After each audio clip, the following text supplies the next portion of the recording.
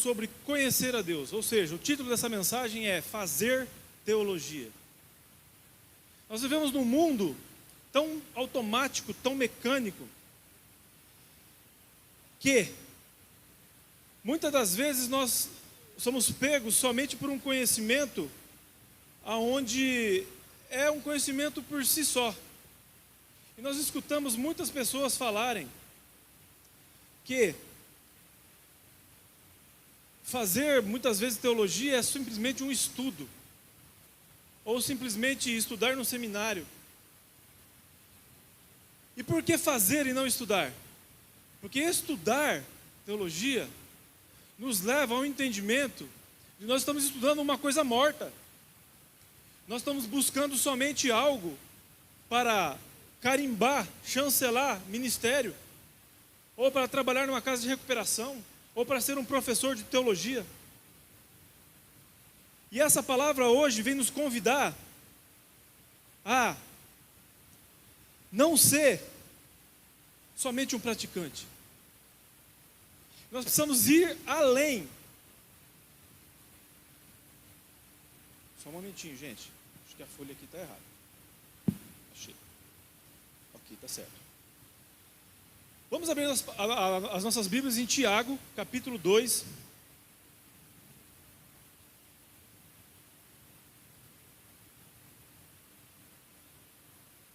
Perdão, Tiago capítulo 1. Tiago capítulo 2 é depois. O fazer teologia não é somente, aliás, é somente nós vivermos a vida cristã de forma a conhecer a Deus. Teologia significa conhecimento de Deus ou conhecer a Deus. Vem da palavra theos, que em grego significa Deus, junto com a palavra logia, que vem do grego logos, que significa palavra, conhecimento, testemunho. A palavra logos é a mesma palavra que João usa em que o verbo se fez carne. Logos é o verbo. Portanto, teologia significa conhecer a Deus através de Jesus Cristo. Quando nós ocupamos nossa boca para dizer que eu não estudei teologia até hoje porque eu não senti de Deus, ou porque eu não estou preparado, você está dizendo em outras palavras, não de propósito, que você não está preparado para conhecer a Deus. Ou quando você se preocupa em estudar teologia somente a nível de seminário ou nível de faculdade, você também está dizendo que você não está preparado para subir ao monte de Deus e olhá-lo face a face. Tiago nos convida nessa carta.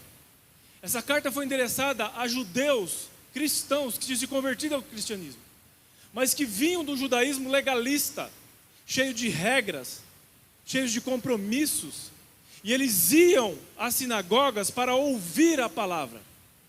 E olha que Tiago fala para eles, capítulo 2, a partir do 19. Sabeis essas coisas, meus amados irmãos? Todo homem, porém, seja pronto para ouvir, tardio para falar, tardio para irar-se. Porque a ira do homem não produz a justiça de Deus. Portanto, despojando-vos de toda impureza e acúmulo de maldade, acolhei com mansidão a palavra em vós implantada, o Jesus Cristo que vocês aceitaram, o qual é poderosa para salvar a vossa alma. Então veja bem, essa parte está falando que nós já cremos em Cristo, que nós já temos o senhorio de Jesus Cristo em nossas vidas. E aí ele prossegue: tornai-vos, pois, praticantes da palavra e não somente ouvintes, enganamos a vós mesmos, porque se alguém é ouvinte da palavra e não praticante, assemelha-se ao homem que contempla no espelho seu rosto, seu reflexo, pois a si mesmo se contempla, e se retira, e para logo se esquece de como era a sua aparência.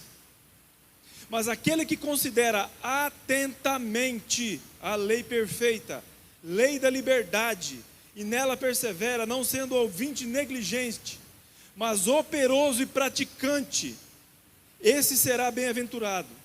Se alguém supõe ter religião ou ser religioso, algumas traduções falam ser religioso, exatamente como está ali,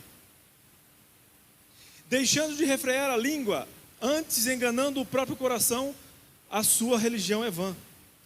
A religião pura e sem mácula para como nosso Deus Pai é esta: visitar os órfãos e as viúvas nas suas tribulações, e assim mesmo guardar-se incontaminado do mundo.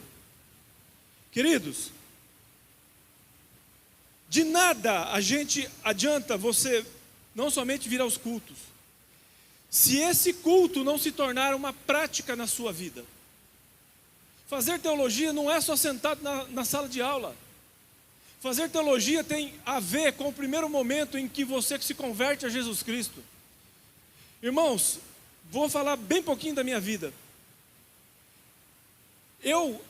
Hoje eu sei disso, mas eu faço teologia desde quando, com 1 ano de convertido, eu comecei a ter célula. Por quê? Porque tudo aquilo que eu creio, os pilares da minha fé, não foram implantados no seminário, ou na faculdade, ou nas pós-graduações, não. Eles acrescentaram na construção, sim, muito. Mas eu aprendi, em cada pregação, em cada retiro face a face, em cada pregador diferente que vinha e falava uma mensagem profética, em cada estudo bíblico na minha casa, em cada oração, o que eu devo e o que eu não devo fazer. E talvez a igreja do Senhor hoje não se preocupa com isso, porque ela está mais preocupada em fazer aquilo que dá certo, e não fazer a vontade de Deus. Se preocupando com técnicas, se preocupando simplesmente de vir ao culto por vir. Eu quero ser líder de tal coisa, o que eu preciso fazer? Aí eu vou lá e faço teologia. Eu quero ser, quero ser um líder de qualquer ministério, o que eu preciso fazer? Qual que é a regra? Ser primeiramente líder de célula. E não está errada a regra, o que está errado é o comportamento. Irmãos, uma vez, eu era do louvor, eu tocava bateria e eu cuidava da mesa de som quando eu não tocava bateria. Por uma época era só eu que fazia as duas coisas, porque não tinha ninguém que tocava bateria, era só eu. Coitado do povo. Aí, um dia, nós precisávamos comprar um teclado. E a líder de louvor falou: anuncie no Mercado Livre. Há 20 anos atrás, 20 e poucos anos atrás, o Mercado Livre era algo assim, que não tenha, vamos dizer que não tinha a segurança que hoje tem. Se você comprar e você não receber aquilo que você quer, o Mercado Livre cancela o dinheiro que vai dar para mim, que eu vendi. Naquela época não. Nós precisávamos comprar esse teclado. Só que antes nós precisávamos vender o velho. Só que o velho não tinha nota fiscal mais, porque se perderam. Perdeu-se a nota fiscal porque é um teclado antigo, de alguém que doou, não me lembro. Aí um camarada, que era membro do louvor também, um senhor mais de idade, falou para mim: vai em tal lugar, quem conhece Loanda conhece um lugar lá que vende instrumentos. Fala com o dono que ele vai te dar uma nota fiscal. Aquilo bateu no meu coração de uma forma, eu fiquei meio retraído. E confesso que fiquei com medo de falar a líder de louvor.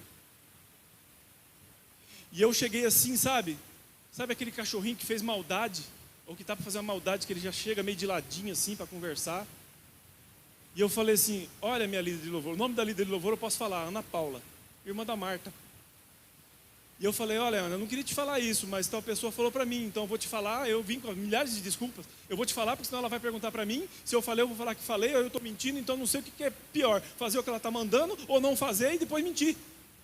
E falei: tem uma opção de nós esquentarmos esse teclado. A pessoa falou, e eu fiquei até com medo de falar que eu não concordava. Ela falou: de jeito nenhum, Jesus Cristo faria isso? Aí eu falei assim: me desculpa, minha irmã, eu não estou querendo fazer isso. Eu só vim porque era obrigação minha falar. Eu não concordo com isso também. Isso é fazer teologia. É você criar parâmetros do teu caráter. E eu não olhe para mim, o Deus que ministrou aquilo que era certo ou errado na minha vida, pela minha busca. É você ouvir da palavra, cair no coração, você saber o caráter de Deus, conhecer a Deus, a hora que a situação vir. você sabe o que fazer segundo a vontade dele. Irmãos, a teologia é uma prática de vida, porque ela trata de um Deus vivo. O verbo é a logia da teologia. O verbo é o logos. Você pode ser psicólogo, você pode estudar psicologia, você pode estudar pedagogia, você pode estudar várias outras logias. Você é doutor naquilo. Somente na teologia que você não é o mais conhecedor, porque você não vai ter que parar de estudar. Se você quiser conhecer a Deus, você tem que continuar a fazer teologia do dia que você se converteu até o dia que Ele vir buscar a igreja. Porque Ele é um Deus vivo. Freud tem até alguma coisa interessante. Filósofos podem ter alguma coisa interessante. Vários mestres, doutores na medicina podem ter alguma coisa interessante. Mas nada do que eles falam muda a sua vida. Somente o Deus da logia é que tem poder para entrar no teu coração e mudar quem você é. Agora, pergunte-se para si mesmo, por que então que eu não estudo e não faço teologia?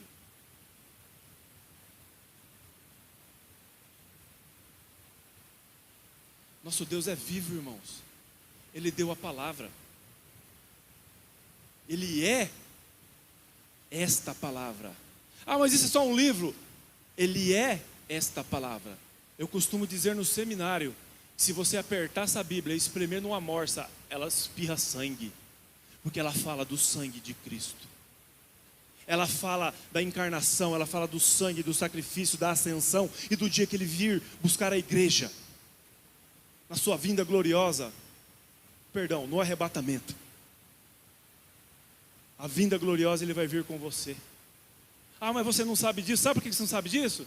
Porque alguns anos atrás nós tivemos um curso de escatologia aqui e você não veio.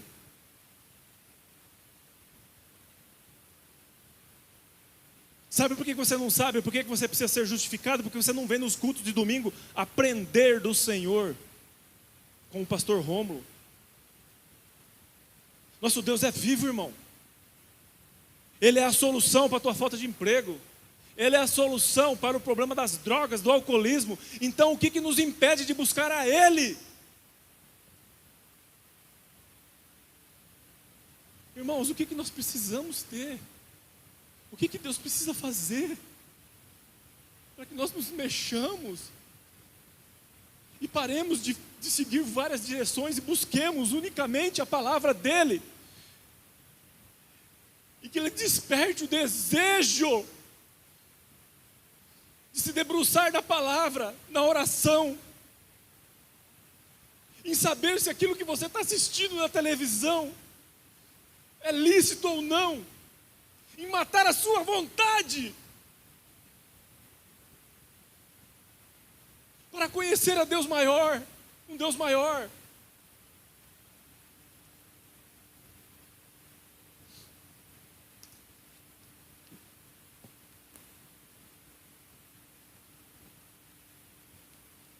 Em Tiago 4,8 fala assim: aproximem-se de Deus e Deus vai se aproximar de você. Irmãos, tem momento, digo por mim, que parece que Deus te coloca no buraco mais fundo da face da terra. Talvez Ele te põe sim, Ele permite que você vá para esse buraco. Eu não acredito que Deus é um Deus de duas vontades. Por isso eu nunca falei isso para ninguém, mas eu vou falar hoje. Eu não acredito que Deus é um Deus de duas vontades. Não existe vontade permissiva e não existe vontade soberana. Existe permissão por causa da justiça, porque muitas vezes nós não fazemos aquilo que Deus quer. Aí Ele permite que nós entremos num deserto para que Ele trate a gente. Mas a sua única vontade é que nós conheçamos a Ele e fazemos Ele conhecido. Deus não é um Deus de duas vontades. Lá em Jeremias fala assim: eu sei bem os pensamentos que tem de vós, pensamentos de paz e não de guerra, mas para dar o quê? O fim que desejais. Se você deseja Deus, você vai subir um monte. Se você não deseja Deus, ou você pensa, levanta a bandeira que deseja Deus, aí você fala: Vai, Moisés, vai no meu lugar. Vai no meu lugar. Eu não estou preparado. Eu não estou preparado para fazer teologia. Quando eu digo fazer teologia, não é fazer um seminário. Eu não estou preparado para ler a Bíblia em um ano. Eu não estou preparado para ensinar meus filhos todo dia. Comprar uma Bíblia ilustrada, comprar uma Bíblia de criança, fazer ele ler todo dia. E você experimentar e tomar dele o que ele entendeu da palavra. Eu não estou preparado para ensinar louvores a meus filhos. Eu não estou preparado para nada disso. Por quê? Porque é uma religião. Irmãos, o avivamento está à porta. Aproxime-se de Deus e Ele se aproximará de você. Vocês querem avivamento? Sem palavra? Somente com evento? Não está errado fazer evento em igreja, irmãos. Você quer avivamento de oba-oba? Você quer avivamento? Você acha que avivamento é só o dia que é uma manifestação? Avivamento não é uma única manifestação. Não é uma visitação. É morada. É residência de Deus no meio de nós. Residência de Deus quando nós ministramos louvores. E diga-se de passagem que hoje Deus estava aqui, não que os outros dias não estavam. Hoje Deus manifestou a sua glória aqui, de uma forma especial. Outro dia foi de outro jeito. Não tem como. Não existe como. Aí nós entramos naquilo que é o perigo intelectual, de nós entrarmos como aqueles ateus teóricos e ateus práticos. Existe o ateu teórico, que é aquele que fala que não conhece a Deus. E o ateu prático é aquele que é prático, porque ele já tentou associar a sua vida, já leu a respeito de Deus, e nada disso encaixa, Deus não existe. E quantos, ao invés de ser ateu, os que são ateus, os que não creem, os teístas são aqueles que creem. Eu vou usar a palavra crente no lugar do teísta. São aqueles crentes não praticantes. Sabe o que é o crente não praticante? É o crente Gabriela. Perdoa se tem alguma Gabriela aqui, daquela música. Tá tudo bem, tá tudo calmo. Sabe? Tá tudo jóia. Estou sentado em berço esplêndido, né? Tá ótimo, as coisas estão bem. Aí vem uma tribulação, o diabo está se levantando. Ué, Jesus não é com você? A Bíblia diz que se você é de Deus, o maligno não lhe toca. Sabe, esse evangelho misturado de felicidade e de prazer, onde não existe felicidade e prazer, onde é centrado no homem. Tiago alerta para que as pessoas que apenas ouvem a palavra sem colocarem em prática, elas estão se enganando. Cuidado, irmão. Não é pelo número de vezes que você pratica alguma coisa que você vai para o céu. Mas é por entregar verdadeiramente a sua vida a Jesus Cristo.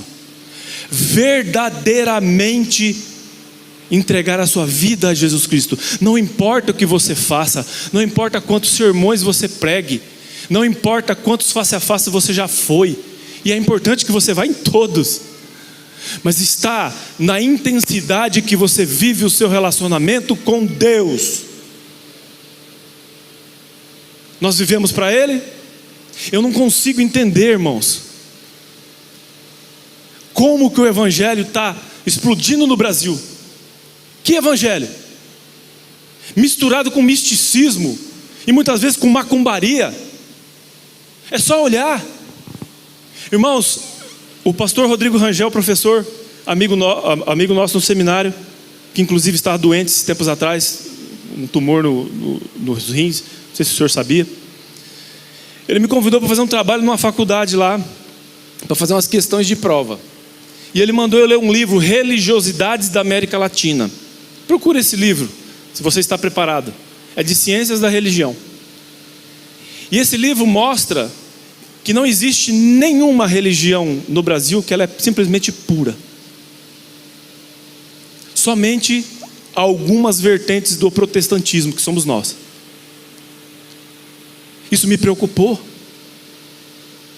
porque tem muita coisa que nos influencia ainda, que toma nosso tempo para nós não nos aprofundarmos em Deus.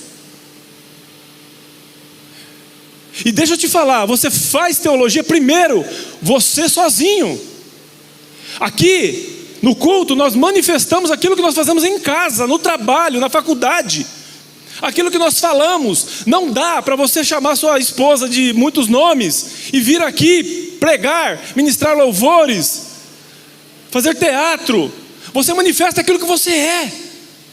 Talvez eu, o Erison, muitas vezes possa ter sido o entrave, aquele negocinho que põe no pneu do caminhão para ele não descer a ladeira, para que as pessoas não recebam mais de Deus. Isso não é um sermão carapuço, irmão. Não estou falando com ninguém aqui. Nós não precisamos ser praticantes, irmãos. Nós não podemos enganar nós mesmos que está tudo bem. Eu acredito naquilo que a pastora Ruth falou, que nós temos que declarar, profetizar o que é bem, mas com os olhos na realidade. Eu não estou despregando e pregando novamente o que ela está falando. Eu concordo com ela e assino embaixo. Se ela pedir uma testemunha para assinar, eu assino 2 vezes. Porque eu creio que a boca fala do que o coração está cheio. Se muitas vezes nossa boca não profetiza isso, é porque ela está cheia de outras coisas, menos do conhecimento de Deus. Aleluia.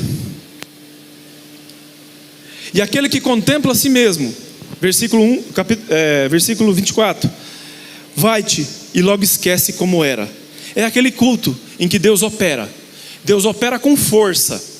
O cara chora, chega lá fora, ele se rende ao Corinthians, ou ao Palmeiras, ou ao São Paulo. Ele só sabe conversar das coisas terrenas. O outro dia, ele já não está mais pensando naquela unção que ele recebeu de domingo, que ele pode usar aquilo para evangelizar, para fazer a diferença na vida de alguém, que alguém precisa daquilo que ele recebeu. Não, ele está preocupado só em bater cartão lá. Nós precisamos urgentemente de um avivamento vindo pela imersão naquilo que é de Deus. Terceiro, fazer teologia como um reflexo de obediência. Aquele que ouve e não pratica é comparado com alguém que olha no espelho e logo esquece da sua aparência. Isso sugere que a teologia verdadeira deve provocar mudanças duradouras no cristão. É comum você ver um camarada que estudou teologia na faculdade se prostituindo? Ele estudou ou ele fez teologia? Ou ele se preocupa na vida diária em fazer teologia? Ele estudou. Ele não busca. Ele não sabe.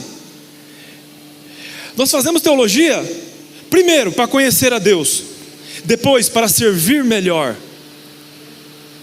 Não tem como você não conhecer o coração de Cristo, de Jesus Cristo, e você não ser um servo. Um servo como pastor, um servo no louvor, um servo como encontrista, um servo lá na recepção que os irmãos estão, estava o Marca Jane, tinha mais outros irmãos lá que agora eu não lembro o nome. Enfim, os que estão servindo na salinha, os que são pastores, o Rômulo que serviu aqui na direção do culto, o pastor de ontem que veio de Londrina aqui. Nós fazemos teologia e conhecemos a Deus para servir melhor, em segundo plano, primeiro para conhecer a Ele, amém? Então não tem como fazer teologia e não deixar que esse reflexo no espelho mude. Não tem como. Aonde nós estamos? O que nós estamos fazendo? O compromisso com essa verdade tem que gerar alguma obra, é o que Tiago fala. Se nós olhamos no espelho, vemos uma imagem que nós não gostamos, o que nós fazemos? Eu preciso pôr um botox. Fica igual Coringa, né? Põe. Tinha uma mulher lá em Luanda, não estou escarnecendo, se ela esticasse mais a boca dela, ela comia a orelha, de tanto que ela esticou. Eu preciso ir na academia, pá, né? Aí você fica, aí você esquece tempo para respirar, morre azul. Eu preciso fazer tal coisa, eu preciso pôr um silicone. eu preciso diminuir minha perna. Eu quero fazer um implante de barba, porque não nasce barba em mim. Você vai lá e dá um jeito. Agora, e quando a palavra toca no seu coração, o que você faz na segunda-feira? Você está se importando? O jovem rico ficou impressionado com o que Jesus falou. E tocou tão profundo o coração, mas ele não estava disposto a fazer o a mais. Jesus tocou no coração dele e disse: cumpra meus mandamentos. Mas eu já cumpro. Mas ele não se conhecia, porque a hora que ele falou para dar aos pobres, o dinheiro era o Senhor sentado no trono, não o Deus de Israel. O primeiro mandamento é amar a Deus sobre todas as coisas. E ele não amava, mas não sabia. Existe um livro que o pastor Emerson Feitosa, que já faleceu, me indicou um livro uma vez para mim ler, que chama-se A Lei do Reconhecimento, de Mike Murdock. Leia esse livro. Esse livro deu uma ultrapassada na minha vida. Quarto, é egoísmo ouvir a palavra e não praticar. Olha para o irmão que está do seu lado e diga aleluia. Sabe por que é o egoísmo você ouvir e não praticar? A prática da palavra não engana a si próprio. Porque todas as vezes que você não pratica aquilo que você ouviu, você é refém de você mesmo. Deus já não está mais sentado no trono. É você que ainda está sentado no trono. É a mesma síndrome do jardim do Éden. Eles tinham Deus, eles eram como Deus, imagem e semelhança. O diabo veio, eles viraram as costas para a palavra. Você pode ser igual a Deus. Eles desistiram da palavra e tiraram Deus do trono para tomar as suas próprias decisões. Foram lá, comeram. E o que aconteceu? Nós estamos aqui hoje precisando de Jesus por causa de uma decisão de Eva e Adão. Amém? Você consegue ver, pastores, uma pessoa que é não praticante, quando você se propõe a fazer um evento. Desculpe, irmão, eu não sei de nada. Se isso é uma verdade, você vai contender com o Espírito Santo. Sabe como é que você sabe se a pessoa é praticante ou não? Quando os pastores recebem uma direção, eles estão orando há meses sobre o que fazer naquele face a face. Qual a direção do face a face? Qual a direção do chá de mulheres? Qual a direção de qualquer evento? E ele dá uma direção, escolhe 10 mulheres para fazer tal coisa, ou 5 mulheres, 5 homens. E aí tem uma ou duas. Não, mas pastora, mas não pode ser assim, tal. Existem coisas, irmãos, que podem ser mudadas. Agora existem coisas que Deus dá especificamente que não podem ser mudadas. Não é como você quer. Não é como você quer. É como Deus disse. Quanto tempo você orou para falar com os pastores? Quanto tempo você jejuou? Quanto tempo você se colocou na brecha para seguir o caminho e conseguir ouvir a voz de Deus como os seus pastores têm? Qual a vivência com Deus que os seus pastores têm? Qual é a sua? Egoísmo é um sinal de quem não pratica a palavra, se contende contra uma autoridade que está em cima. Eu não estou falando de você chegar, por exemplo, o final aqui vai ter um louvor. O Juliano é o líder. O Juliano, eu sugiro que você toque essa palavra. Você fala, pastor, Deus tocou no meu coração para tocar outra. Ele não está nesse nível. Não, uma sugestão. Uma sugestão. Agora, se eu chegar para o Juliano, eu quero a música de Deus, ele vir tocar forró aqui, aí o bicho come. Está entendendo? Eu estou falando assim para você brincar, entender, eu estou brincando. Irmãos, isso é sério. O não praticante não é só na vida, fazer teologia é você colocar em prática aquilo que você ouve no culto, que você ouve em tudo na sua vida. É você entender que Deus age através dos testemunhos. É você saber a palavra. E quando você não se propõe a estudar a Bíblia, você não se propõe a conhecer a Deus através da teologia, como que você vai conhecer o caráter de Deus? Como você vai querer saber como que Deus é, o que Ele gosta, o que Ele não gosta? Se nós não lemos, se nós não estudamos, não nos aprofundamos, será que isso é só para pastor? Não! É uma vida diária, é uma vida de busca. Em quinto lugar, a teologia faz a gente reconhecer os caminhos do pecado. Fazer teologia nos leva a conhecer os caminhos do pecado. E eu vou acrescentar algo aqui. Fazer teologia nos leva a praticar, colocar a pessoa, a prioridade das pessoas primeiro do que a sua. Olha o que diz.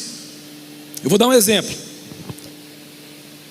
Se nós não conhecemos as Escrituras, a aplicação prática ela se torna fácil. É impossível você ter uma aplicação prática no dia a dia de como proceder, do que fazer ou não fazer, sem entrar em legalismo, se você não conhece a palavra de Deus, se você não conhece a vontade do seu Senhor. Quer um exemplo? Vamos falar de misericórdia. O que vocês acham sobre misericórdia? O que é misericórdia? Alguém pode levantar a mão e falar bem alto aí? O que é a misericórdia? Oi? Tá, mas na prática, eu exercer misericórdia contra a pessoa, o que é? Boa, gostei. O que Deus fala a respeito da misericórdia?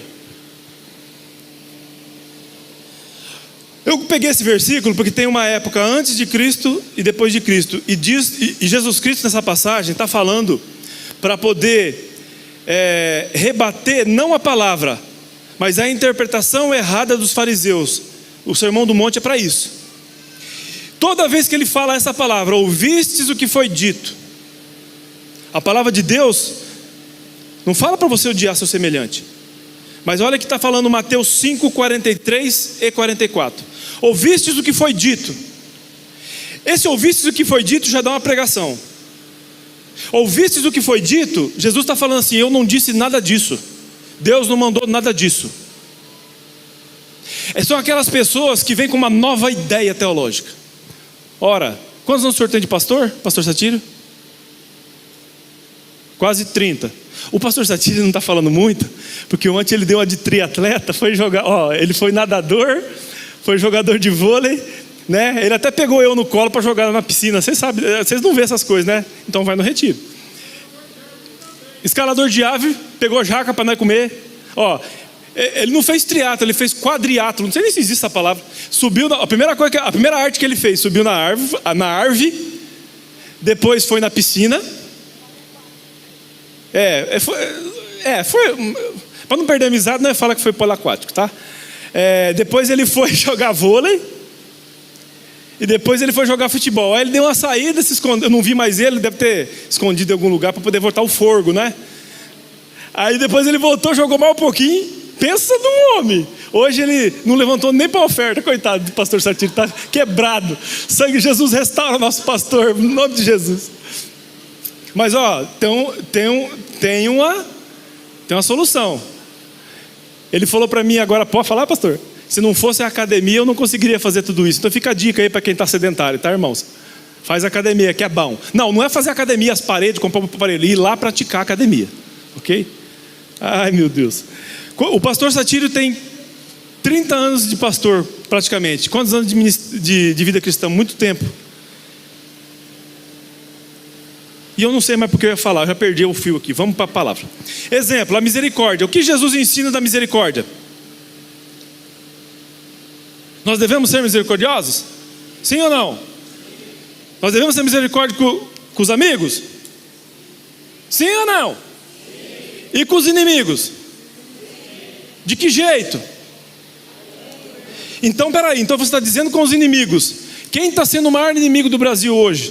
Um camarada lá do superior. Não posso falar senão cai a live. Você tem coragem de orar pela conversão dele?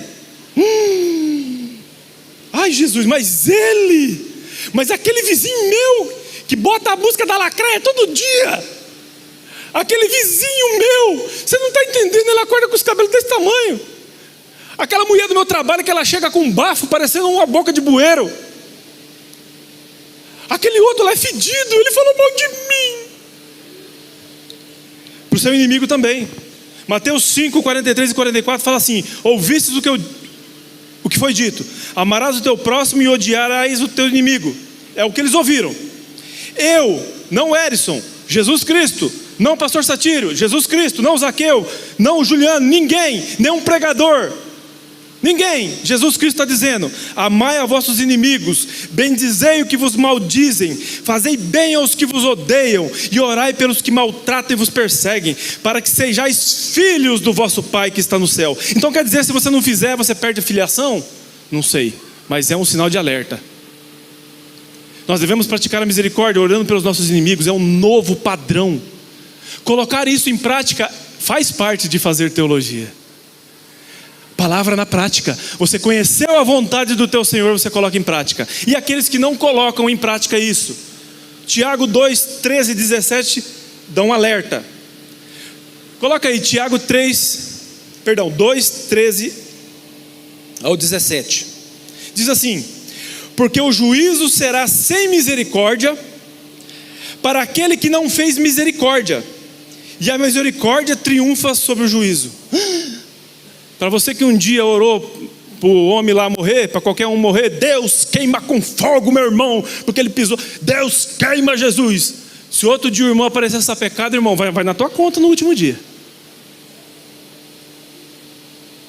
Vai na tua conta.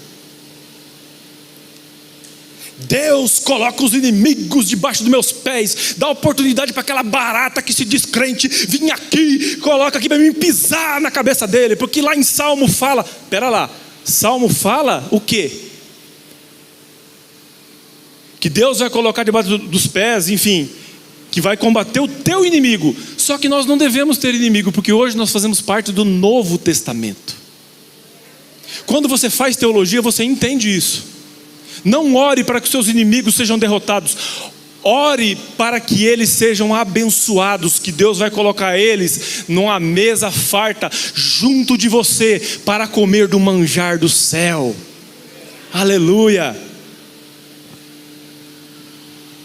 Vamos para o óculos de novo. Meus irmãos, que aproveita se alguém disser que tem fé e não tiver as obras, não fez teologia, não conhece. Porventura a fé pode salvá-lo?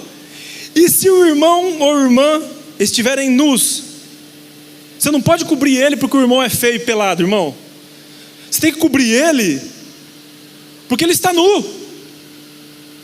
E às vezes o nu não é mostrando as vergonhas. Justiça de Deus vou falar, se o irmão está com o sapato furado, todo destruído, não tem dinheiro para comprar, e não é comunismo também que eu estou falando, tá? E você tem 6 sapatos, por que você não dá para ele? Não estou falando por mim, porque eu tenho um sapato chique, igual do Rômulo, ó. Maravilhoso, não preciso de sapato. Se o irmão ou a irmã estiverem nus, estiverem em falta de mantimento cotidiano, e algum deles lhe disser: ide em paz, aquietai-vos e fartai-vos, não lhe derem as coisas necessárias para o corpo, que proveito virá daí? Assim também a fé, se não tiver obras, ela é morta em si mesma. Conhecer a Deus te faz você ser impulsionado a fazer o bem, a você olhar para uma pessoa que está caída na rua, e você aquilo mexer dentro de você, ao ponto de você querer e incomodar o pessoal do céu. Não, aquele cara precisa ser resgatado, ele precisa ser resgatado. Agora, muitas das vezes, meus queridos, nós passamos os olhos e fazemos assim, igual a dona Florinda faz para o seu Madruga. Viramos a cara. O que está dentro de nós? Uma vez eu estava num encontro de casais lá era em Santo André, com os irmãos, e tinha um irmão que tinha vindo de lá, não vou falar o nome, e nós passamos a noite inteira lá na feirinha, né, comprando as bugigangas, as roupinhas de 5 conto, na época era 5 conto. Hoje o companheiro deixou mais caro. E nós fomos tomar café lá na 15 de março. Como é que é o nome daquela rua lá famosa que tem as bugigangas? 25 de março. Eu estou atrasado 10 dias, mas não dá nada. 25 de março. E nós fomos lá. E antes de subir o elevador, que o negócio era lá em cima, eu olhei um cara, irmãos, e estava frio, eram umas 5h30, 6 horas da manhã. Tinha um cara com um papelão embaixo, e a coberta dele era um papelão, e ele não tinha nem camisa. Ele malemar tinha uma cueca e um calção que estava a petição de miséria. Eu olhei aquilo. Não estou falando isso porque eu sou o melhor cara, não. Ah, mas você tinha chamado pastoral, vocação pastoral. Não tinha sido revelado ainda. Eu olhei para aquele cara e eu fiquei olhando, e esse cara percebeu. Ele falou assim: ah, você está olhando para você, não é comum lá em Loanda, né? Mas aqui é comum você ver. Cara, aquilo que estava fazendo mal me deu vontade de vomitar, virou um troço aqui dentro. E eu subi lá em cima, fui para o banheiro, dei a desculpa que fui fazer o número 1 e chorei, cara. E chorei, falei: Deus, eu não quero chegar a um ponto de ser cristão e achar que isso é uma coisa normal, que é natural ver as pessoas jogadas na rua, que é natural ver as pessoas jogadas nas bocas de fumo, que é natural ver as pessoas com o casamento destruído, que é natural ver as pessoas sofrendo com depressão. Eu falei: Senhor, eu não quero ser alguém assim. Eu não quero ser alguém assim. Irmãos, eu falei muito na minha vida já sendo alguém assim. Aí Deus me leva àquela experiência que Deus nós servimos. Jesus nunca virou as costas para ninguém. Jesus sempre foi no oprimido e no abatido para consolar. Jesus foi nos lugares onde nós não nos atrevemos a ir hoje.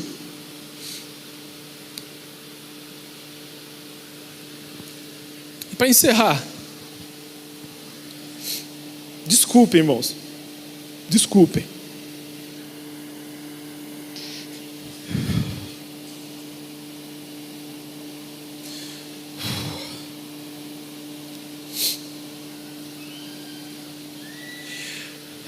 E por fim, e este será bem-aventurado. Bem-aventurado significa ser feliz. A pessoa que pratica a palavra, ela não é só simplesmente feliz. Bem-aventurado não quer só dizer feliz. Bem-aventurado é aquela pessoa que pratica a palavra, que ela escuta através desta pregação, da pregação de qualquer um dos irmãos que estão aqui.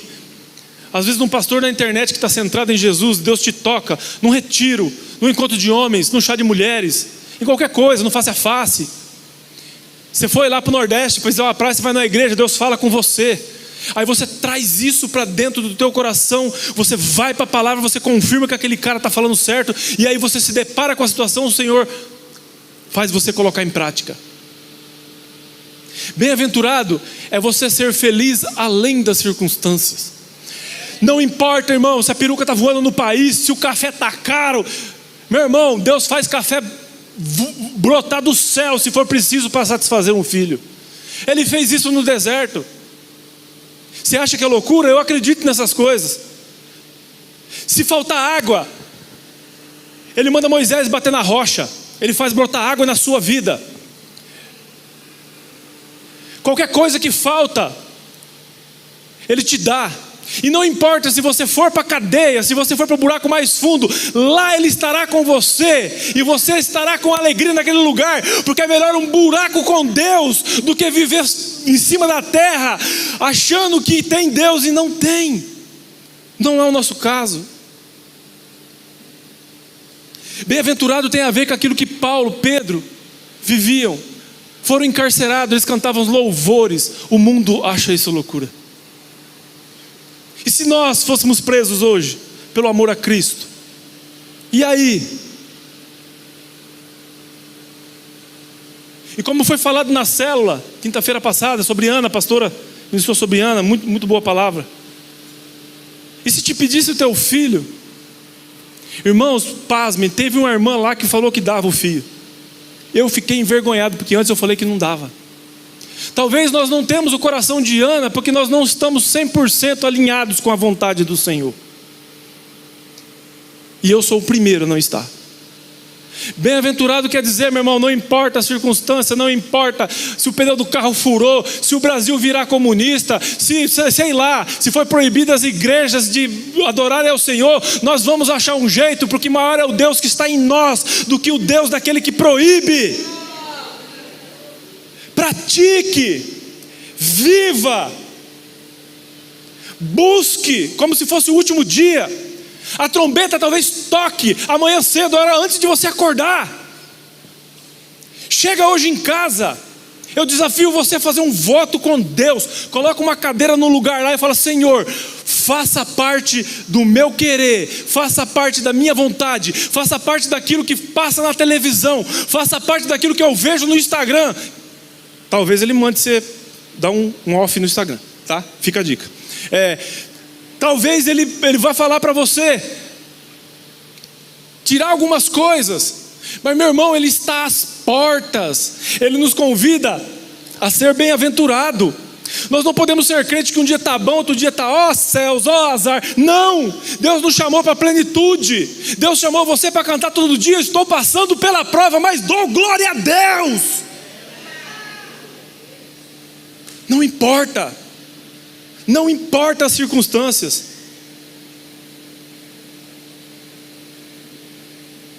E se Deus não dá, também não importa, porque Ele é em nós. Ele é. Fica uma dica. Outra dica, segunda, para nós encerrarmos definitivamente. Coloque isso como modo de vida. Tome um caderno. Anote o que é dito em qualquer lugar que você vá. Na igreja, no retiro, qualquer lugar. Aí você vai falar: pastor, mas você não usa caderno. Irmãos, quando eu me converti, até o dia em que um homem de Deus derramou a unção sobre a minha vida. Irmãos, deixa eu te contar um testemunho. O Espírito Santo está me pedindo. Desculpem se está passando da hora. Eu tinha que anotar. E isso fez muito bem. Esses dias eu achei uns cadernos lá de quando eu estava convertido. Alguns estavam mal anotados, mal escrevinhados, eu peguei e joguei fora. Mas tem muita coisa da pregação do meu primeiro face a face, hoje eu consigo lembrar, porque está anotado. Anote. Eu não anoto hoje, porque um dia um homem de Deus orou, ele falou assim: aquilo que você precisa para exercer o ministério que Deus te dá, recebe hoje em nome de Jesus. Minha vida nunca mais foi a mesma. Eu consigo lembrar o que foi pregado no domingo, na segunda de manhã. Todos os pontos. E muitas das vezes, irmãos, Deus me dá pregações pela pregação do Satírio, do Rômulo. Estou falando dos que Deus já me deu. Tanto que Deus fala comigo. Mas eu comecei anotando. Faça disso uma prática. Esse não é o testemunho.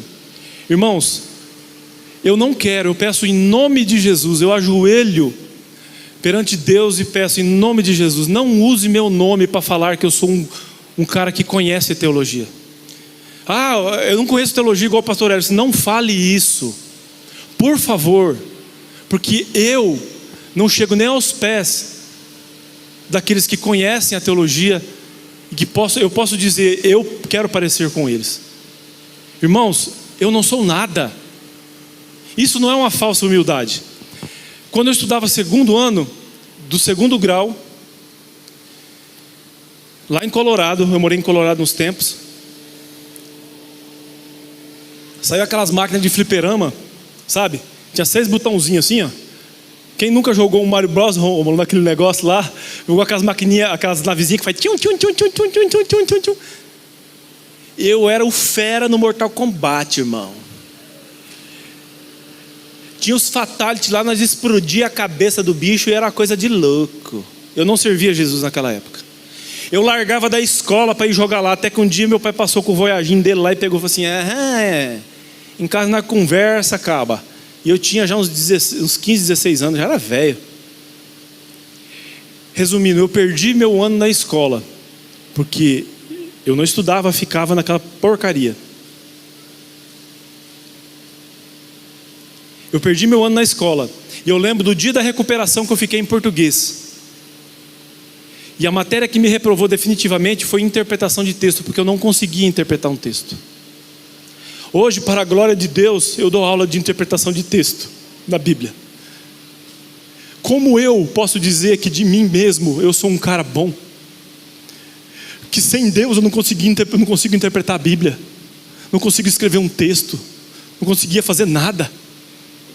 Sem Deus nós não podemos fazer nada. Sem conhecer a Deus, sem fazer teologia, nós não podemos fazer nada.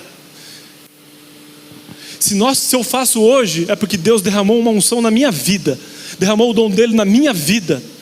E Deus é, não eu que sou. Então anote, irmãos, busque os princípios da Bíblia. Se tudo aquilo que nós estamos falando aqui não for de Deus, confronte na Bíblia. O que isso tem para falar na minha vida? O que essa pregação tem a ver comigo? Deus, eu estou fazendo certo? É buscar o Espírito Santo. Depois de você entender o que foi dito, se necessário, se arrependa. Busque o arrependimento com Deus, não como uma condição mental, mas que clame para o Espírito gerar o arrependimento do teu coração. Ore para que Deus fale contigo. Se alinhe no que for preciso. E aí, você pergunte para Deus se você pode pregar. Líderes de célula, líderes de ministério, se aprofundem no conhecimento, vivam o conhecimento de Deus. Se isso tem a ver com fazer um curso teológico, faça. Se isso tiver a ver com você ler mais a Bíblia, leia. Se isso tem a ver com você congregar mais e vir na igreja e não faltar, não deixe de vir à congregação. Coloque-se de pé. Vamos, Juliano. Vamos dar um glória, irmão. Irmãos, em nenhum momento essa acusação, em nenhum momento tome essa pregação como uma acusação, irmãos. Deus tem colocado isso no meu coração já há vários anos. Há vários anos. Aproxime-se de Deus e Ele se aproximará de vós. Veja bem, a iniciativa sempre foi de Deus. Quando o homem peca no jardim do Éden, Deus se aproxima, Ele faz o sacrifício, faz as peles e cobre o homem. Em Abraão, Deus se aproxima de Abraão e fala: você será como uma grande nação, como estrelas do céu. Em Moisés, Deus fala: sai dali, vai, que eu vou te... E aí ele não consegue com o faraó, depois ele vai. Ele sobe a montanha para ter um encontro com Deus, e ele usa Moisés para caminhar na terra prometida. Com todos os profetas, Deus usou eles, mas primeiro Deus falou com eles. Apesar de Deus ser Pai, Filho e Espírito Santo, Deus enviou o seu Filho. É Deus em que buscou o relacionamento com o ser humano. A iniciativa foi dele, sempre partiu de Deus. E por que ele tem que falar? Aproximem-se de Deus, porque às vezes nós esquecemos.